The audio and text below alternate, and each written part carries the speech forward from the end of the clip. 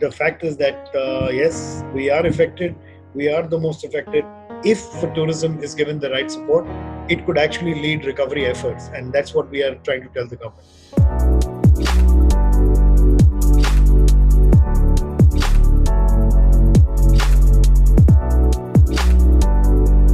The hospitality industry is, as you know, it's the 28 billion tourism activity industry with 6 crore people employed directly or indirectly involved in the world tourism and hospitality.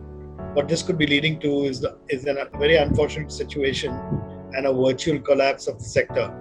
While we are in the bright red zone, the hotels and restaurants are, because we are the first to decline whenever there is an impact, and it takes us the longest to bounce back.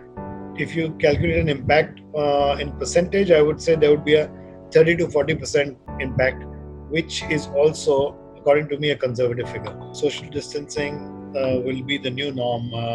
Things will change drastically. But for everything, I mean, until and unless there is a vaccine or a cure found for this thing, we really don't know how badly we are going to get impacted. All I can say is that if we start back, it will have to be with certain norms.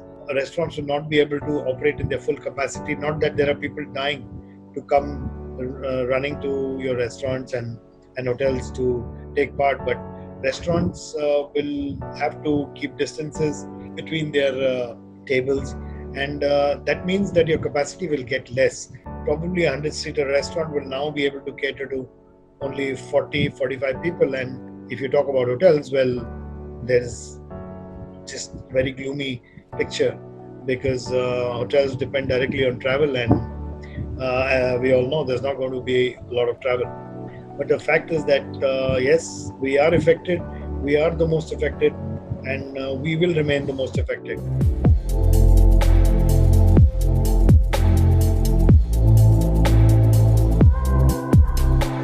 As I said, we are leading towards the unfortunate collapse or a virtual collapse of the sector.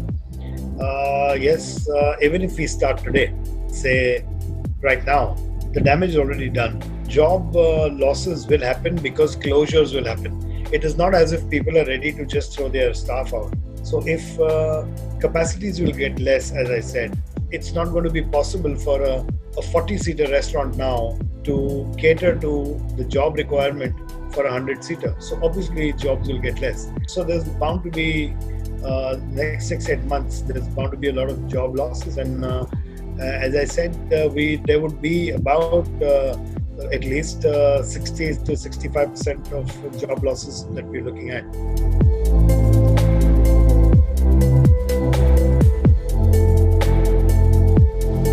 It's like a vicious circle. Everything depends on everything. Hotels depends on travel. Travel does not happen. Rooms will not fill in. Rooms will not fill in. Those many people will not go to restaurants to eat food. So it's a hospitality sector en masse that will be affected. Yes, while the restaurants may bounce back a little faster because they do have a domestic population to cater also, hotels will still take much longer to. So every destination will now need to reinvent itself and do a ground-up restoration of its tourism. Presently, we are dealing with forced closures, border closures, public health advice to practice social distancing, and a lot of considerable consumer health concerns. What will follow will be low consumer confidence, reduced disposable income, and continued health concerns. And that will impact on the hospitality industry, including cloud kitchens, including everything. You must have heard about the delivery boy who was positive, and he passed it on. So these fears will remain. And as I said, until and unless a positive cure is not found, you and me will only be taking a guess as to what the future is going to be.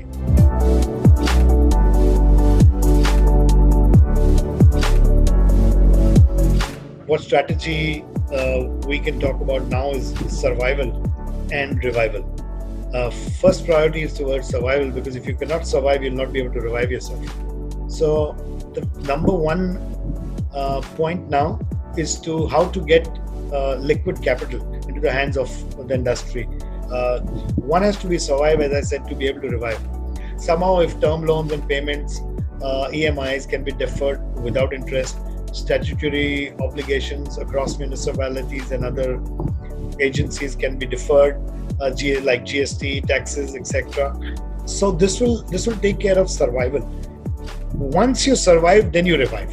So we need to right now concentrate as we go, because if once the industry gets working capital in its hands, it'll start doing its calculation, it'll start doing its work, and it'll also save a lot of closures. As I said, even if today the lockdown ends, the closures will happen, but it would reduce that considerably, and also help towards the government stimulus.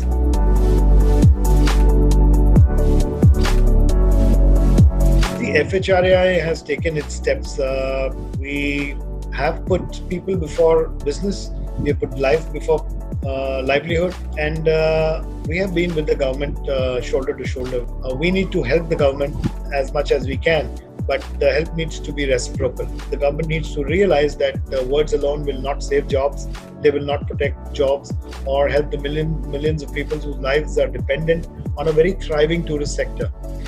The government has to go beyond words. We've been telling them this, that they have to go beyond words and take decisive steps to safeguard millions of jobs that are under threat now. And tourism is amongst the worst hit. Tax and employment policies will have to be rethought of. Governments will have to take the opportunity to recognize tourism's unique ability to not only provide employment, but also to drive equality and inclusivity.